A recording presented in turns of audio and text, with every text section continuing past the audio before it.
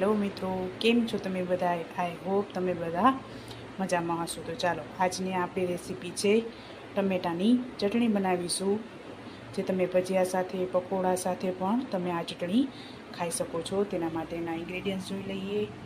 સૌપ્રથમ 2 નંગ લાલ ટમેટા લીધેલા છે, જે વધુ પાકેલા હોય તે આપણે લેવાના છે.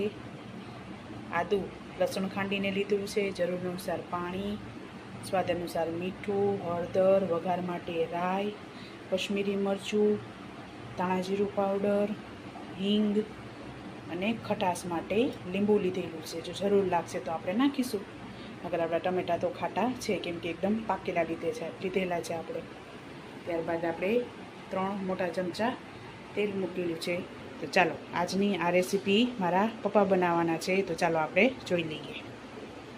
તેલ ગરમ થઈ ગયું છે. હવે 1 ચમચી રાઈ નાખીશું.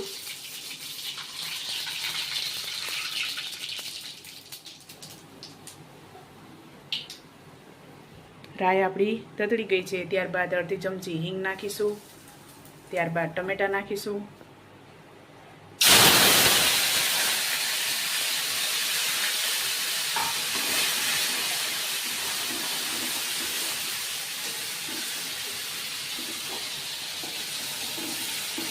ટમેટાને હવે આપણે પાકવા દેવાના છે. ત્યારબાદ મસાલા કરીશું.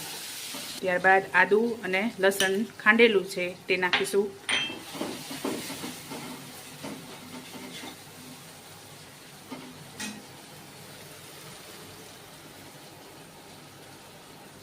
ત્યારબાદ 1 ચમચી ધાણા જીરું પાવડર, 1 થી 1.5 ચમચી જેટલું, અડધી ટીસ્પૂન હળદર પાવડર નાખીશું.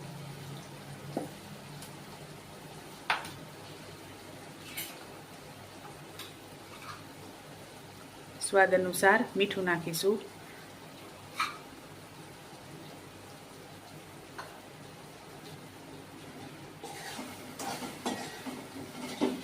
હવે મસાલાને આપણે પાકવા દઈશું.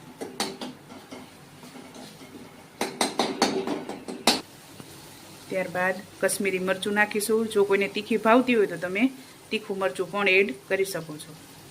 2 ચમચી કશ્મીરી મરચું નાખેલું છે અને 1 લીંબુનો રસ નાખેલો છે મેં. તમને વધારે ખાટું ભાવતું હોય તો તમે લીંબુનો રસ નાખી શકો છો.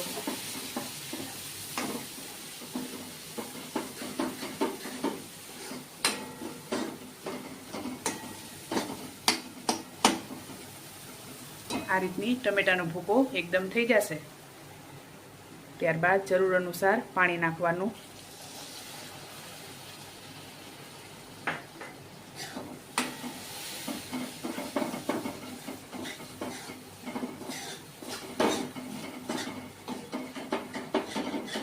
તો ચાલો આપણે આને ઢાંકણ ઢાંકી અને ચટણીને એકદમ પાકવા દઈશું. તો ચાલો આપણી ચટણી રેડી થઈ ગઈ છે. આપણું તેલ પણ છૂટું પડી ગયું છે, એટલે આપણી ચટણી રેડી થઈ ગઈ છે. હવે ગેસ બંધ કરી દઈશું અને આપણે આને સર્વ કરી લેશું.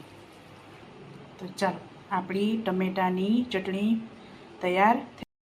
તો ચાલો આપણી ચટણી રેડી થઈ ગઈ છે અને આપણે એને સર્વ પણ કરી લીધી છે.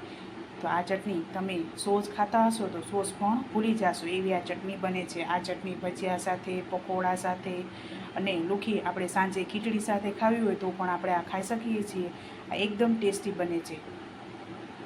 તો ચાલો આપણી ચટણી રેડી થઈ ગઈ છે. ટમેટાની ચટણી રેડી થઈ ગઈ છે. તમે પણ આ રીતે બનાવજો, મને યાદ કરજો અને મારા વિડીયોને લાઇક, શેર અને સબસ્ક્રાઈબ કરવાનું ભૂલતા નહીં. તો ચાલો મિત્રો, મળીએ નેક્સ્ટ વિડીયોમાં.